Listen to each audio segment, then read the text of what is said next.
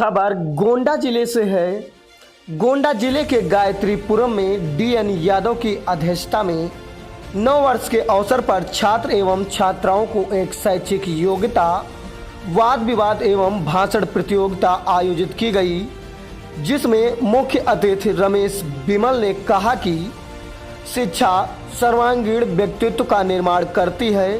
अशिक्षा समाज का कलंक है, जिसे अच्छी शिक्षा से ही समाप्त किया जा सकता है। सावित्रीबाई फुले ने महिला शिक्षा के लिए देश में पहला विद्यालय खोला। आजाद विद्यालय में आज शिक्षा के बदौलत जज, engineer, doctor, master, DM, SP, समाजसेवी, अधिवक्ता कर्तव्य निर्वहन में सर्वोत्तम सेवा देते हैं। ऐसे में नई पीढ़ी को शिक्षित किए बगैर सशक्त, स्वस्थ एवं सुसभ्य समाज का निर्माण असंभव है। इस अवसर पर महेश चौधरी, सुखदेव हृदय नारायण, राजेंद्र यादव, राम कुमार सिंह, विकास अधिकारी उमेश यादव ने विचार रखे। विजयी छात्र एवं छात्राओं को पुरस्कृत किया गया। सुमित, हिमांशु मिश्र, उन्नति पांडे, बबली एवं सैकड़ों छात्र छात्राएं एवं अभिभावक उपस्थित रहे। गोंडा से काशीराम मौर्य के साथ जनक्रांति न्यूज 24। कि जब जो है पढ़े रहोगे, जब शेरनी का दूध पिए रहोगे, तभी दहाड़ोगे। ये सच है और बिल्कुल सच है, ये प्रायोगिक है। और भारत के सबसे ज्यादा पढ़ने वाले व्यक्ति ने, भारत के सबसे ज्यादा पढ़ने वाले दुनिया के छठे विद्वान परम पूज्य बाबा साहब डॉक्टर अंबेडकर, जो दुनिया में पूजे जाते हैं, आप उनको आप देखिए, उनको पढ़िए।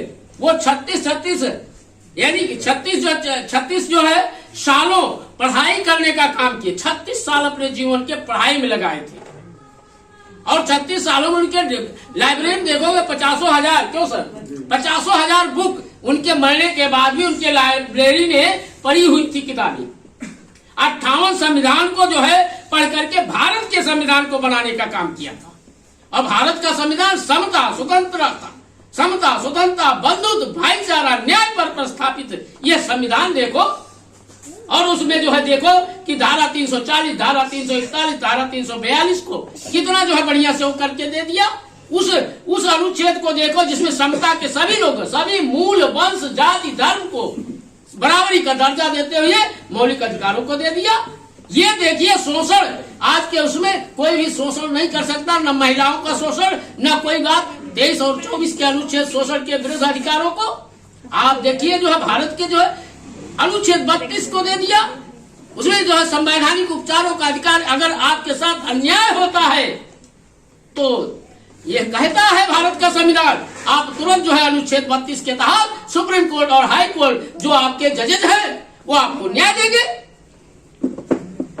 आपको कोई पीड़ित और परेशान नहीं कर सकता। आप ज्ञान तो लेने तो जाओ। हम लोग जो उसी किताबों के कीड़े रहे हैं, हम लोग को यही कहा जाता था, ये गुरुजी किताबों के कीड़े रहे हैं। यानी कि हम लोग पढ़ना पढ़ते थे, जब तक याद नहीं हो जाता 2 दिन, 3 दिन, 4 दिन, 5 दिन, स्पेशली हम एक ही पार्ट लर्निंग करते थे।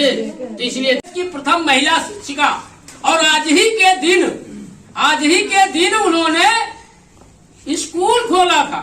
उससे पहले भारत में समझो कि जो ये शिक्षिका, जो हमारे बीच में जो ये लड़कियां बैठी हैं, छात्राएं बैठी हैं, यही पुरुष तो जो है शिक्षित हो जाता था, लेकिन इनके लिए बड़ी समस्या थी।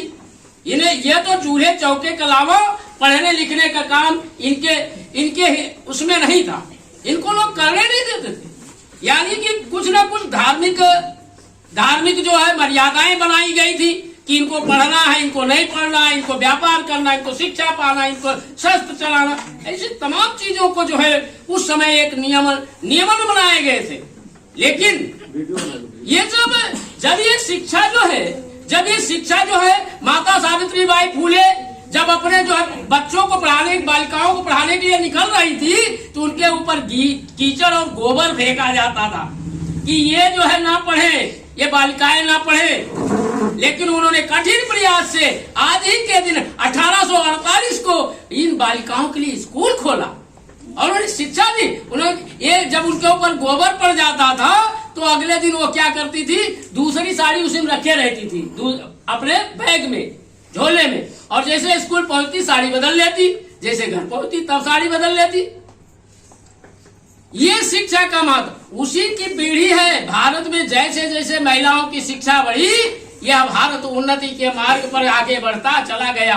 भारत में जब जो है भारत का संविधान लिखा गया, तब नर नारी समान हुए, और भारत में जब देश आजाद हुआ, जब भारत का संविधान लागू हुआ, तो देश में नर और नारी एक समान हुए।